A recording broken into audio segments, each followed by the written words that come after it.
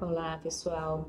Hoje o nosso vídeo é para tratar do princípio da proporcionalidade. Esse é um vídeo bônus, fora de efetivamente algum ponto específico dentro do nosso edital. É um vídeo que, em razão da magnitude do assunto, em razão da importância do tema para a prova, a gente precisaria parar em algum momento para ter essa conversa e esse aprofundamento no princípio da proporcionalidade. Então, eu achei muito estratégico, muito adequada a abordagem nessa semana, que é uma semana do carnaval, né? E uma semana onde vocês estavam muito preocupados com o conteúdo, se a gente teria liberação de aula nova, enfim, para não embolar, para não acumular. Então, eu preferi tratar um tema não menos importante, mas um tema que eu consigo tratar em um vídeo mais curto, em menos tempo do que se a gente fosse iniciar um ponto novo, tá? Para não gerar acúmulo de matéria, porque a gente não pode parar efetivamente uma semana sem ter material, sem ter coisa nova, vocês não têm tempo para isso, então eu não posso fazer isso com vocês. Mas por outro lado, a gente também não precisa adentrar em outro ponto específico do edital, tendo uma base, um pilar tão importante para tratar nesse meio tempo, que é o princípio da proporcionalidade. Eu entendi que assim ficou bem calibrado, ficou bem calibrada a distribuição do tempo, tá bom? Então, essa semana, princípio da proporcionalidade. Vamos lá? Primeiro de tudo, né, vocês sabem que ele é um princípio e para muitos não apenas um princípio, a gente vai abordar isso mais adiante, tá? E para todos, além daqueles que entendem ser um princípio, ele é também um pilar no âmbito da interpretação constitucional. Tá? Então, o princípio da proporcionalidade, ele é utilizado sempre que você precisa da ponderação de interesses, quando da colisão virtual de direitos fundamentais, você precisa resolver naqueles hard cases de direitos fundamentais, você usa a proporcionalidade como pilar mesmo para ponderar essa valoração de qual valor deveria preponderar no caso concreto, tá? Então, essa é a função princípio, a máxima dele utilizada na interpretação constitucional, e sua gênese, sua criação, sua razão de existir, primeira, ok, foi efetivamente a contenção do poder estatal. Contenção do poder estatal que a época em que ele foi pensado se transmudava em arbítrio estatal. Tá? Então era a contenção do poder estatal, mas verificando esse poder num contexto de abuso, de arbítrio por parte do Estado, do exercício do poder, tá bom? Então, uma breve introdução só para situar o tema. Agora vamos para o primeiro ponto dentro do tema, que é a origem do princípio da proporcionalidade. O princípio da proporcionalidade, a rigor, pessoal, ele tem a sua origem no direito alemão, direito administrativo, tá? Então, a origem dele geográfica, você vai indicar por todos Alemanha.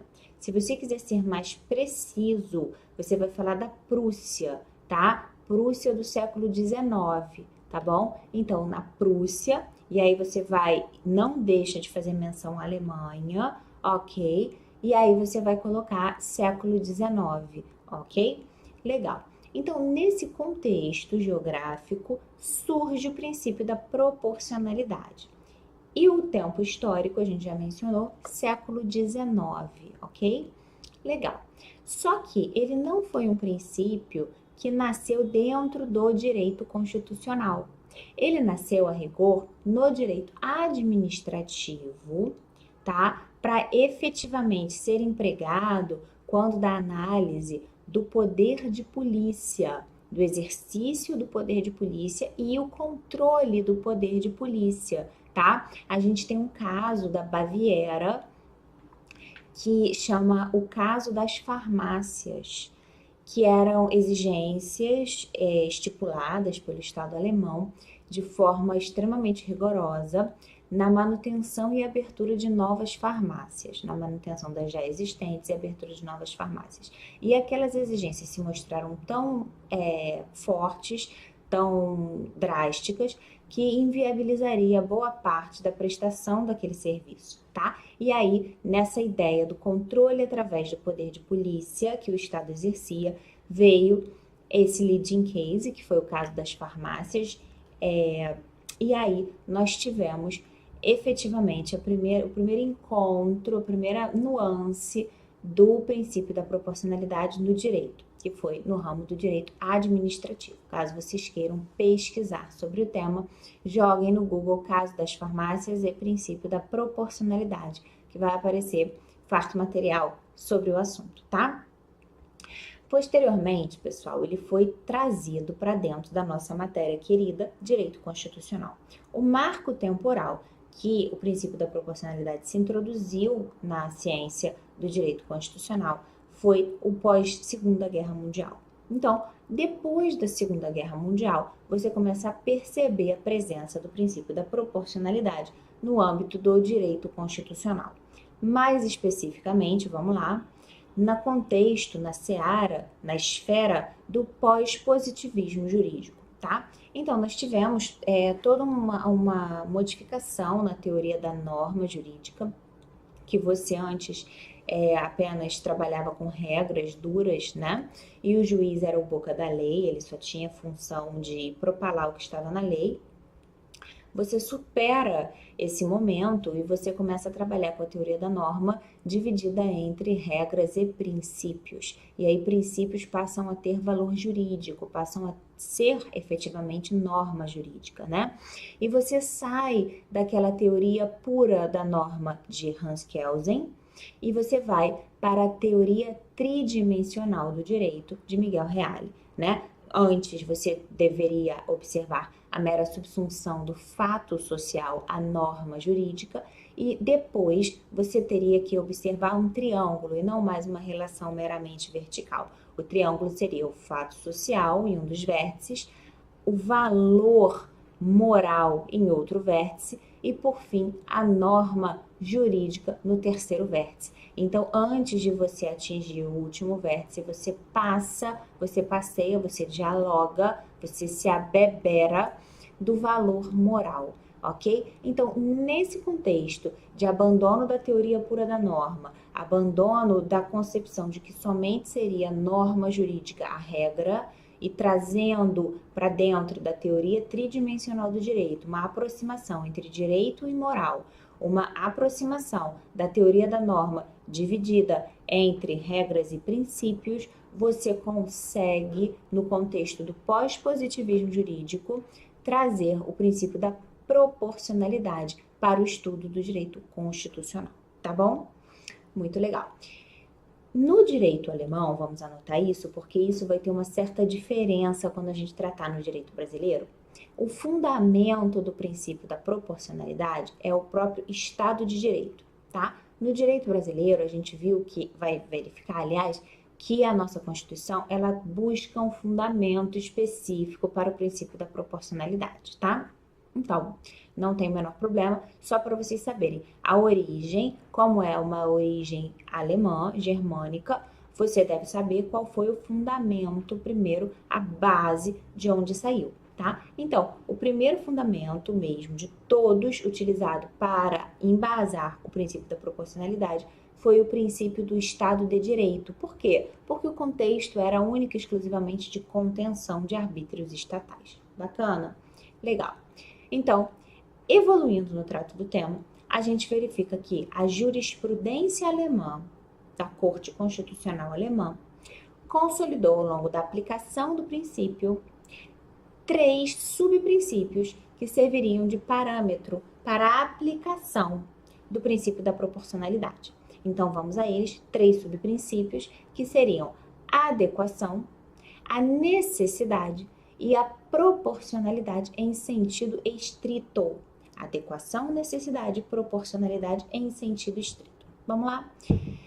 Aqui, nessa aplicação pela jurisprudência alemã dos 3 substratos ou 3 subprincípios do princípio da proporcionalidade, você tem que verificar que quando ele cai em prova, pessoal, você tem que aplicar os substratos ou subprincípios nessa ordem: adequação, necessidade e proporcionalidade. Aqui não vale aquela máxima de que a ordem dos fatores não altera o produto, tá? A ordem dos fatores aqui altera o produto, isso não é matemática, isso é direito, tá? Então, você não vai usar essa máxima na hora da sua prova, tá? A gente vai estudar no segundo momento os 3 substratos, fundamentos e como você vai aplicar, mas, por hora, para um aspecto, uma conversa introdutória, não se esqueçam, é nessa ordem, adequação, necessidade e proporcionalidade em sentido estrito, ANP. Quando eu estudava, eu gravei Agência Nacional do Petróleo, tá? Isso é meio vergonhoso a gente compartilhar, mas aqui eu acho que tá todo mundo no mesmo barco, a gente quer pontuar na hora da prova, então não tem que ter muita perfumaria, muito salto alto. Então eu tô compartilhando para vocês a bizarrice que eu usei para gravar efetivamente a ordem que eu deveria usar na hora da prova. Se for útil para os senhores, podem se apropriar e usar. Se não for, desconsiderem esse método mnemônico para gravar a ordem dos subprincípios do princípio da proporcionalidade, ok? Adequação, necessidade e proporcionalidade em sentido estrito, ok? Bom, é muito comum, pessoal, quando a gente fala de princípio da proporcionalidade, surgir a discussão paralela do princípio da razoabilidade, né? Muitas pessoas confundem um com o outro e muitas pessoas sequer sabem que existe o princípio da razoabilidade. Então, é de bom tom que você abra uma observação, princípio da razoabilidade, tá? O princípio da razoabilidade, ele surgiu na mesma época, século XIX. Só que ele surgiu nos Estados Unidos a partir da jurisprudência da Suprema Corte americana, tá? Ele passou, pessoal, a analisar a razoabilidade diante de condutas estatais dentro do devido processo legal substantivo. Então, o princípio da razoabilidade ele tem sua gênese diferente do princípio da proporcionalidade. Ele, desde o início, ele foi analisado como fundamento, tendo como fundamento o princípio do devido processo legal substantivo, tá? Então, como eu disse lá, para você dar uma pesquisada, para efeito de cultura jurídica apenas, tá? No caso das farmácias, aqui você vai pesquisar o caso Lochner com CH, tá? L-O-C-H-N-E, Lochner, versus Nova York, versus o estado de Nova York, de 1905, ok? Então, nesse caso Lochner versus Nova York, versus o estado de Nova York, você vai verificar que o princípio da razoabilidade, ele nasceu inicialmente com uma noção atrelada à contenção da intervenção estatal na economia. Então, o princípio da razoabilidade, diferente do princípio da proporcionalidade, ele buscava um foco específico, que era conter a intervenção estatal, não abrangentemente, mas especificamente na economia, tá?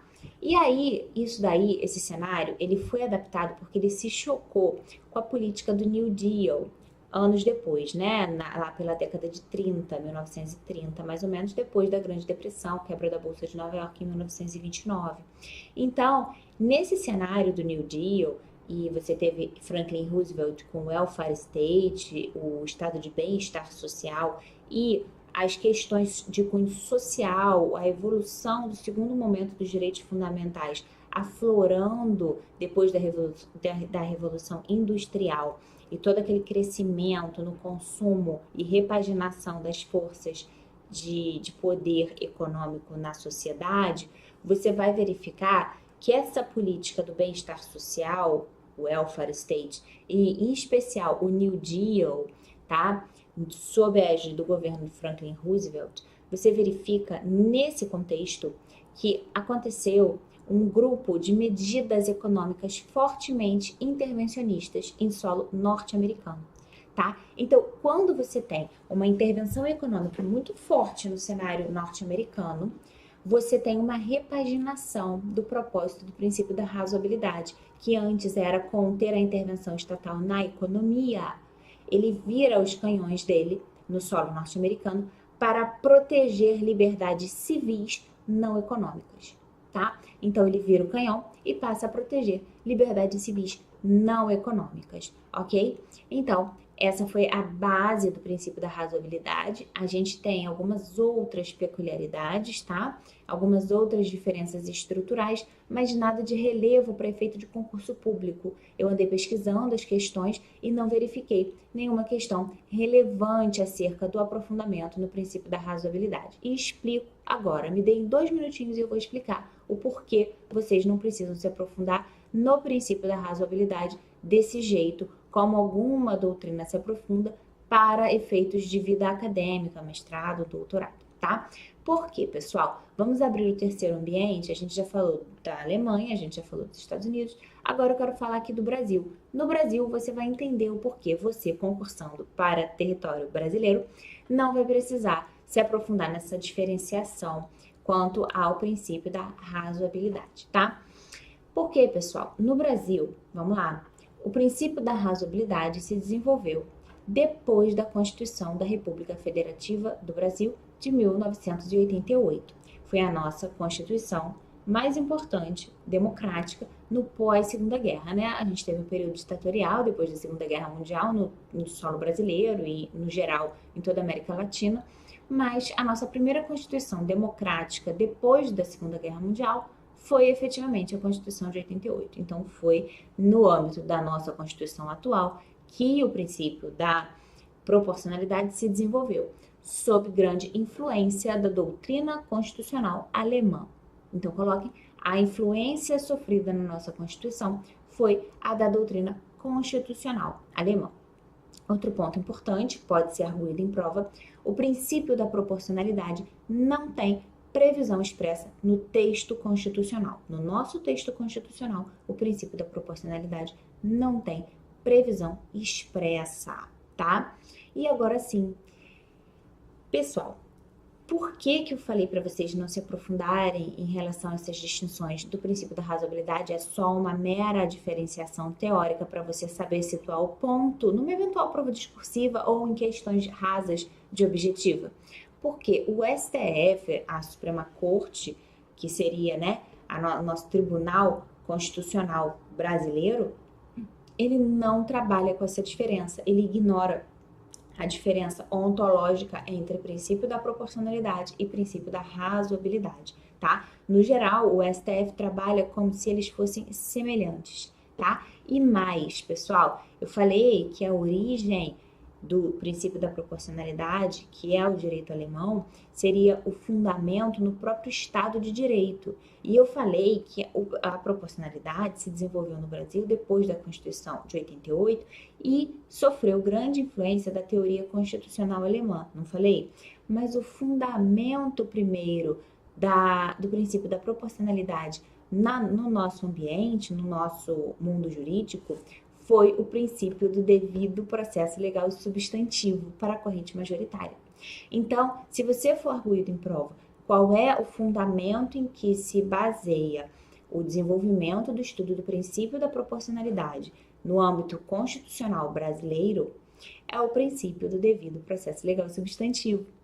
Você tem outras correntes, essa é a corrente majoritária, obviamente você tem mais umas 5 correntes, algumas delas, inclusive, discutindo essa questão do próprio Estado de Direito, outras falam da dignidade da pessoa humana, direitos fundamentais, enfim, outras correntes existem discutindo o tema, mas, para efeito de concurso aqui, a gente segue a corrente majoritária. E a corrente majoritária entende que o fundamento é o princípio do devido processo legal substantivo. Qualquer semelhança, pessoal, com o fundamento do princípio da razoabilidade de origem norte-americana não é mera coincidência. Então, daí você consegue perceber a gênese do problema do STF. O STF não dissocia proporcionalidade de razoabilidade. E ele encontra fundamentos razoáveis para isso, inclusive na doutrina, né?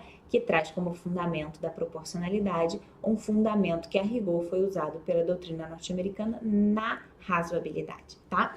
Então, só para você arrematar aí seu caderno, o princípio do devido processo legal substantivo está previsto na nossa Constituição, no artigo 5º, inciso 34, ok? Artigo 5º, inciso 34.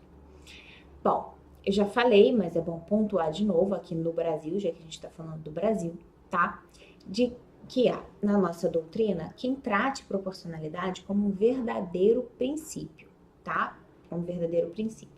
Mas há também quem defenda que ele é um verdadeiro postulado aplicativo, tá? Seria ele que iria instruir toda a gama de ponderação de valores constitucionais quando em choque, tá? Seria ele que iria instruir toda a gama de ponderação de valores constitucionais quando em choque. Então, se ele vai instruir, ele é muito mais que um princípio e ele ganha a dimensão de um postulado de aplicação ou um postulado aplicativo, tá, pessoal? Por que eu tô falando isso? Porque quando você tem colisão entre direitos fundamentais, tá? Uma colisão aparente, você deve solver a colisão, você deve solucionar o ponto pela técnica da ponderação, aplicando o princípio da harmonização, ou pela técnica, que ainda é um sinônimo de ponderação e de harmonização, da cedência recíproca. Cedência recíproca é um termo especificamente cunhado por André Ramos Tavares, tá?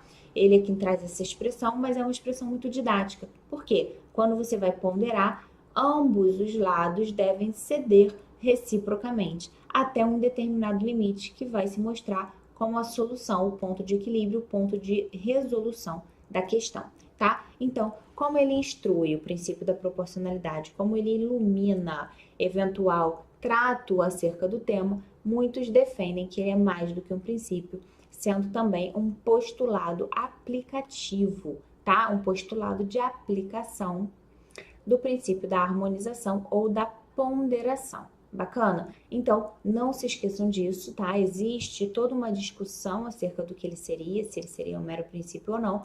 Você vai tratar nominalmente na sua prova como princípio, mas eventualmente você sendo provocado a algo mais, você pode subir o patamar dele para postulado de aplicação ou postulado aplicativo, tá?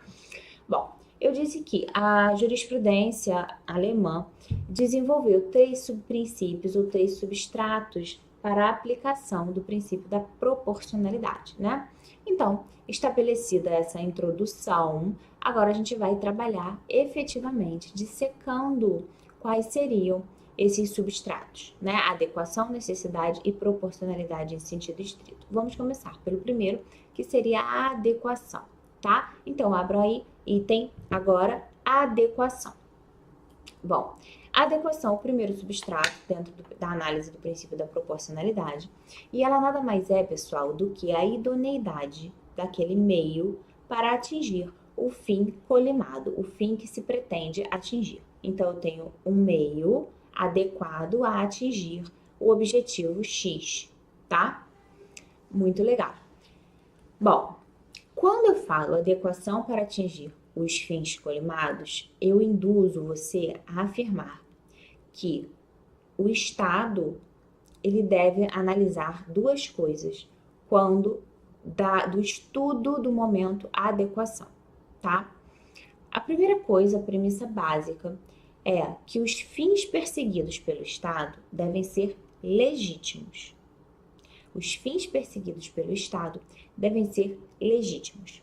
E a segunda coisa é que os meios adotados devem ser aptos a atingir esse fim legítimo. Então, os fins devem ser legítimos e os meios devem ser aptos, tá? Essas 2 coisas vão fazer você pontuar integralmente quando dá discursiva sobre o princípio da proporcionalidade no que toca à adequação. Porque a maioria das pessoas vão dizer única e exclusivamente a adequação é a idoneidade para atingir o fim colimado. E você deve introduzir que esse fim colimado, esse fim perseguido pelo Estado, deve se mostrar legítimo, tá? Então, são 2 quesitos que você vai analisar aqui, ok? Quando eu falo, gente, o fim deve ser legítimo e o meio deve ser adequado a atingir esse fim legítimo. O que eu estou querendo mostrar para vocês? A adequação das 3 peneiras, adequação, necessidade e proporcionalidade, ela é a maior de todas. Ela é muito grande. Na peneira da adequação vai servir um monte de coisa. É só você pensar assim, olha, o fim colimado, vamos supor abstratamente, nada a ver com a atuação estatal, tá? Vamos supor aqui morte de uma pessoa. Se eu tenho um objetivo de levar determinada pessoa a óbito, eu tenho várias formas adequadas de atingir esse fim, ok? Por exemplo, eu posso dar um tiro nessa pessoa. Dentro da modalidade de tiro, eu posso dar um tiro de vários tipos de arma, tá? 2, eu posso agredir essa pessoa até que ela venha a óbito. E dentro da modalidade de agressão, eu posso agredir com diversas coisas, tá? Posso usar facas, posso usar meu braço, as minhas técnicas de artes marciais, posso usar o meu peso, posso usar golpes aleatórios, tá? De madeirada, de paulada, do que for, uma barra de ferro, tá bom? Posso usar veneno, posso usar 1000 coisas para levar a pessoa a óbito. Posso trancá-la confinada, vocês estudam isso em medicina legal, né? Para depois o volume de oxigênio chegar a um nível tão baixo que torne inviável a respiração, ela fique só com um ambiente sem oxigênio, todo cheio de gás carbônico, enfim. E aí você consegue pensar em várias formas de tirar a vida daquela pessoa. Bacana. É adequado? É. O tiro é adequado? É. A facada é adequada? É. O golpe é adequado? É. Confinamento é adequado? É. Vários tipos de coisas podem ser usados para levar a pessoa a óbito. O que eu vou ter que fazer para escolher dentre esses vários tipos de coisas? Eu tenho que passar para o segundo substrato, que é o substrato necessidade. No substrato necessidade, vamos anotar agora, eu já estou indo para o segundo substrato. No substrato necessidade, eu verifico, dentre todas as medidas que são adequadas, eu verifico que o Estado deve sempre optar pela menos gravosa, tá? Então, se eu posso ficar dando pauladas na pessoa até que ela venha a óbito, isso pode demorar horas, eu devo desferir um tiro numa região letal para que ela morra na hora. Mal comparando, seria isso. Eu sei que vocês gostam mais desses exemplos, então eu já trago logo o exemplo mais trágico. Não sei porque o ser humano tem um fetiche com o artigo 121 do Código Penal, né? Então, vocês sempre trabalham melhor os exemplos quando a gente faz um paralelo com a vida e com a morte. Então, para efeitos didáticos, pode ser encarado assim, tá? Obviamente que para efeitos de atuação estatal você não vai usar isso, porque o fim do Estado jamais pode ser ceifar a vida, né? Ceifar a vida, quando muito, pode ser em uma atitude de reação do Estado em algum contexto específico, tá? Mas para efeito didático eu estou usando isso. Então, se você tem vários meios adequados para retirar a vida, não é verdade que todos os meios adequados sejam meios necessários. Por quê? O meio necessário é aquele menos gravoso, menos oneroso, tá? Aqui vai uma célebre frase de Jelinek. Jelinek, se pronuncia Jelinek, mas se escreve Jelinek com 2 L's e CK no final, Jelinek, tá? Vai aqui uma célebre frase de Jelinek que muito provavelmente os senhores já leram na doutrina de direito administrativo, que é: não se abate pardais com tiros de canhão, né? Então, no livro de direito administrativo você tem essa frase. Por quê, pessoal? O tiro de canhão é um meio adequado a matar pardais? É. Adequado é o quê? É o meio apto, ok? É adequado, é apto. Mas é necessário um tiro de canhão para matar um pardal? Não, tá? Então, não é o meio necessário, porque o meio necessário é o meio menos gravoso, ok? Eu vou cortar o bloco e eu volto para a gente continuar o finalzinho do substrato, do subprincípio da necessidade. Já volto.